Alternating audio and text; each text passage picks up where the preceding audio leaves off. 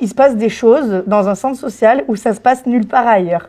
Il y a des relations qui se créent, il y a des sourires, il y a de la bienveillance, il y a des échanges et pour moi, qui se passe nulle part ailleurs.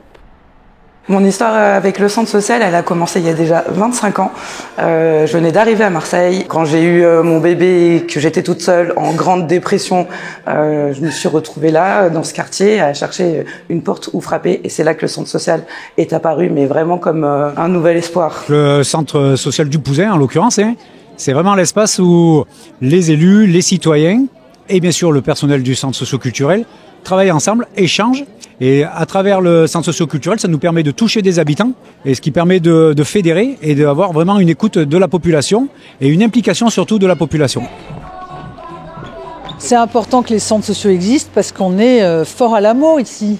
On est les dernières structures sur les territoires. Les personnes rentrent, elles ont des personnes en face d'elles qui les écoutent, qui les orientent et qui ont des solutions parfois à leurs problèmes et à leurs difficultés. C'est l'espace de proximité de référence, le centre social.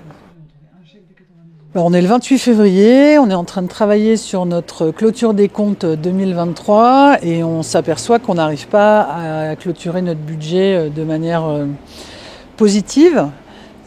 Parce qu'on n'est pas assez financé pour les activités qu'on nous demande de mener parfois. Ça fait déjà plus d'1 an que cette problématique est travaillée au niveau des centres sociaux. Donc j'entends justement des pertes de postes et des activités qui vont s'arrêter parce qu'il n'y a plus de financement et pour les activités et pour les personnes, pour les salariés.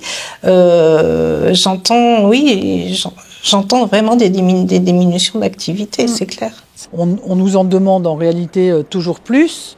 On nous demande par exemple sur la Maison France Service de faire 24 heures de permanence avec 2 salariés et on ne nous finance pas 2 salariés, on en finance 1,5. Donc quelque part on nous charge de plus en plus la barque sans nous donner les moyens de conduire cette barque à bon port. On est tenu de répondre à une multitude d'appels à projets. Sur un poste de direction, ça représente 65% à 85% du temps de travail et sur ce fonctionnement lié à des subventions, à de la recherche de subventions, à la rédaction de bilan. Ça constitue à peu près 30, 40, 50 dossiers selon les structures. Si simplement on avait un bilan commun pour tous les financeurs, ça nous permettrait un gain de temps colossal pour pouvoir au mieux accompagner nos équipes. Accompagner nos équipes, ça veut dire forcément en bout de chaîne accompagner également mieux les publics. Ça veut dire développer des réponses plus efficientes, plus pertinentes. Ça veut dire également mieux accompagner les démarches d'habitants. On va t'apprendre certaines valeurs. Aujourd'hui, le centre fait le choix de continuer à financer des actions sur lesquelles il est déficitaire. C'est le choix du conseil d'administration et que je trouve plutôt chouette pour les habitants. Ça ne peut pas durer.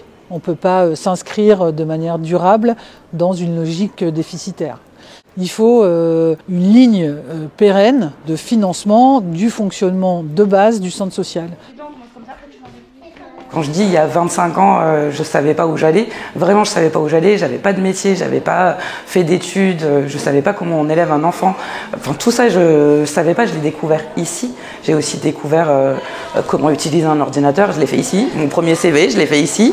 C'est ici qu'on m'a dit, peut-être que tu devrais passer ton BAFA. Et je l'ai fait avec le centre social. Il faut qu'il y ait encore des centres sociaux pour accueillir les personnes comme moi qui ont besoin d'un coup de pouce, d'aide, de juste une impulsion. Il faudrait presque constater qu'est-ce qu'un territoire sans centre social et un territoire avec centre social, faire une étude comparative et voir qu'effectivement, ce qu'on permet de dégager économiquement, et j'en parle même pas humainement, je pense que ça vaut beaucoup plus que ce qu'on touche actuellement. J'imagine et j'espère qu'on sera entendu et qu'il y aura quand même...